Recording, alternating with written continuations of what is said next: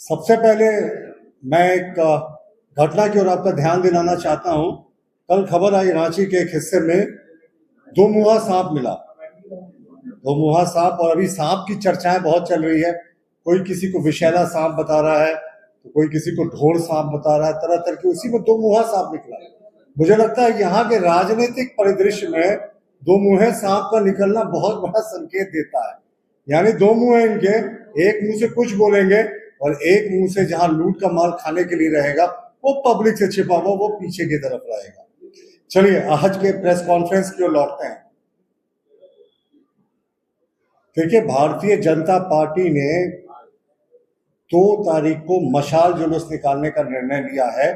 हर एक प्रखंड मुख्यालय में और हर एक जिला मुख्यालय में, और 3 अप्रैल को जो झारखंड बंद का कॉल हुआ है, जो पूरे तरीके से कोलैप्स कर गई विधि व्यवस्था के बारे में है, विष्णुगढ़ की उस निर्भया के बारे में है। हमारे माननीय प्रदेश अध्यक्ष आदित्य साहू जी जब टीम का नेतृत्व करके वहां गए तब पुलिस की तफ्तीश तेज हुई, और जितने झारखंड में पूरा लॉ एंड ऑर्डर ऐसा लगता है कोलैप्स कर गया है।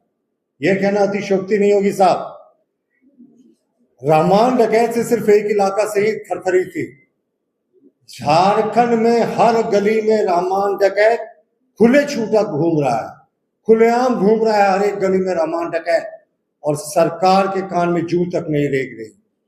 रहमान डकैत यहाँ प्रतीक है उन अपराधियों का जो लगातार इस राज्य में आपराधिक घटनाओं को वारदात दे रहे हैं और उन पर कोई कार्रवाई नहीं हो रही। अब मैं आपको जो कहता हूं उसको तथ्यों से आपको बताने की कोशिश करूंगा। माननीय मुख्यमंत्री जी ने जो सत्ता संभाली थी 2019 के बिल्कुल अंत में, दिसंबर, मुझे लगता है 27-29 तारीख। अब आप देखें जो 2020 से और जो जनवरी 2026 तक का नेशनल क्राइम रिकॉर्ड ब्यूरो में जो आंकड़ा उपलब्ध है, झारखंड पुलिस के वेबसाइट से भी उसकी तुलना कर सकते हैं। शर्मनाक बात है साहब। आपको पता है यहाँ कितनी बेटियों की इज्जत लूटी गई है ये 6.25 वर्षों में? जनवरी तक, फरवरी मार्च का डेटा अभी उपलब्ध नहीं है, 10,113 रेप केसेस हुए हैं। 10,000 से ज्यादा रेप केसेस हुए हैं। इसलिए मैं कहता हूं झारखंड में हर गली में रहमान डकैत घूम रहा है। आपको पता है यहाँ किडनैपिंग की कितनी वारदातें हुई हैं? 11,003 इसी कालखंड में जब माननीय मुख्यमंत्री जी मुख्यमंत्री थे। चोरी की घटनाएं तो लगता है पॉकेटमार और दूसरी चीजों को आप छोड़ दे, 60,000 से ज्यादा चोरी की घटनाएं हुई हैं। ये चोरी की घटनाओं में सब तरह की चोरी जो है वो शुमार है। हत्याएं किस तरीके से हो रही हैं, आदमियों व्यक्तियों की जीवन जो है वो कीड़े मकोड़े की तरह है। जनवरी 2026 तक हेमंत सोरेन के कार्यकाल में 9,213 मर्डर केसेस, यह नेशनल क्राइम रिकॉर्ड ब्यूरो का आंकड़ा बोल रहा है, हो चुका है। 9,213, आप सोच सकते हैं, 10,000 रेप केसेस, 11,000 किडनैपिंग, 9,213 मर्डर्स। हम कहां जा रहे हैं साहब आखिर? और यहाँ जो डाइंग प्रथा होती है, जिसको मुख्यमंत्री जी ने कहा था कि बहुत अभिशाप है, आदिवासी लगातार इससे परेशान होते हैं। 140 से ज्यादा डाइंग हत्याएं हो चुकी हैं, और बहुत सारी ऐसी घटनाएं होती हैं जिनको दबा दिया जाता है। बहुत सारे रेप केसेस है, ये तो सरकारी आंकड़े हैं, इससे कई गुना वास्तविक आंकड़े भी हो सकते हैं।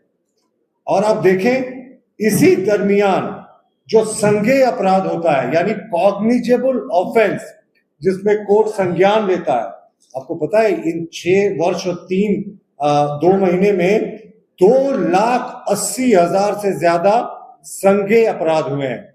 तो साहब हम कहां गलत कह रहे हैं कि यहाँ झारखंड की हर गली में रहमान डकैत घूम रहा है, और सरकार की पूरी जो पुलिस व्यवस्था है वो क्या चीज में पूरी लगी हुई? अवैध कोयले के ट्रकों को गिनने में अभी क्या हुआ साहब, धनबाद में जो उस तरीके का खौफ से लोग धंस कर मर गए। ये बताया जाता है उस पूरे इलाके को जो लोग कोयला चोरों उन्होंने सुरंग बनाकर खोद दिया। कुछ दिन पहले, 3 वर्ष पहले खबर आई थी कि जो मेन लाइन कलकत्ता से दिल्ली जाती है उसके नीचे सुरंग खोद दिया गया था। फिर कुछ दिन के लिए उस ट्रैक को बंद करना पड़ा। ये सुरंग अवैध खनन करने वाले लोग खोदते हैं।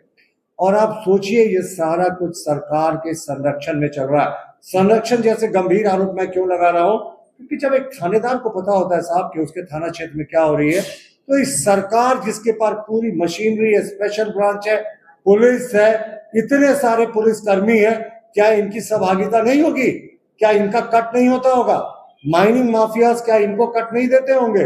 जो वहां के ब्लॉक के डीएमओ हैं या ब्लॉक माइनिंग अफसर हैं या सीओज हैं या थानेदार हैं? और ये क्या संभव है सत्ता के शीर्ष में बैठे लोगों के बिना वधरस का? ये देखिए, नेशनल क्राइम रिकॉर्ड ब्यूरो का ऑफिशियल डेटा है ये कोई मेरा डेटा नहीं, ये नेशनल क्राइम रिकॉर्ड ब्यूरो का डेटा है। तो झारखंड में जो विधि व्यवस्था की स्थिति पूरे तरीके से कोलैप्स हो गई है। विष्णुगढ़ मामले के बारे में भी बहुत तरह की चीजें मिलने को आ रही है। हमारा कहना है जो भी है घटना का उद्भेदन जल्दी कीजिए, सामने लाइए उन आरोपियों को। और हमारा स्पष्ट मानना है कि पुलिस की क्यों उस समय नींद जागती है जब हमारे प्रदेश अध्यक्ष आदित्य साहू जी के नेतृत्व में भाजपा के सांसद विधायक जाते हैं। राधा कृष्ण किशोर जी ने क्या किया? 1 लाख रुपए दिया, उसका ऐसा ढिंढोरा पीटा। मैं आपको आज भी कहता हूं, हम लाश पे राजनीति नहीं करते, किसी को मुसीबत में सहायता पहुंचाते हैं तो वो हम कभी नहीं करते, और उनके दिए गए रकम से कई गुना ज्यादा हर तरीके से हमने उनको मदद की है, पीड़ित परिवार को। और हमें उम्मीद है इस घटना का जल्द उद्भेदन हो जाए। लेकिन 3 मई को ऐतिहासिक बंद होगा। खुद प्रदेश अध्यक्ष जी सड़कों पर उतरेंगे भाजपा के लाखों कार्यकर्ताओं के साथ। और जो प्रदेश की विधि व्यवस्था की स्थिति पूरे तरीके से कोलैप्स कर गई, मैंने आपको दिखाया, फिर से मैं बस 2-3 पॉइंट्स पढ़ देता हूं। 10,113 रेप केसेस हेमंत 1, हेमंत 2 में, 11,000 से ज्यादा किडनैपिंग केसेस हेमंत सरकार 1 और 2 में, 60,000 से ज्यादा चोरियां हुई हैं इस सरकार के कार्यकाल में, और जो जनरल मर्डर्स हुए हैं 9,213 हुए हैं। तो आप सोच सकते हैं जब इस तरीके की बड़ी पैमाने पर यहाँ क्राइम हो रहा है और उद्भेदन, इस पे कई बार जो है इनको महिला आयोग ने टिप्पणी की है कि रेप केसेस में जो फाइनल फॉर्म या जो केसेस में चार्जशीट दाखिल करने का या आरोपी को सजा दिलाने का परसेंटेज इनका बहुत कम है। तो भारतीय जनता पार्टी ने आज सरकार को एक्सपोज कर दिया। जैसे लोग हैं वो घूमते तब तक रहेंगे ना जब शासन का इकबाल नहीं दिखेगा, जब पुलिस का इकबाल नहीं देगा। हम आज भी पुलिस कप्तान को कहना चाहेंगे कि मैडम आप गारंटी लीजिए ऐसी घटनाएं दोबारा नहीं होंगी। ऐसी अगर घटनाएं होती हैं जो तक वहां के जो लोकल अधिकारी हैं उन पर गाज गिरेगी। अकाउंटेबिलिटी की बात करती थी ये सरकार कि जहां भी कोई ऐसी घटना होगी बालू चोरी की, अवैध कोयला चोरी की, वहां गाज गिरेगी। और साहब यहाँ देखिए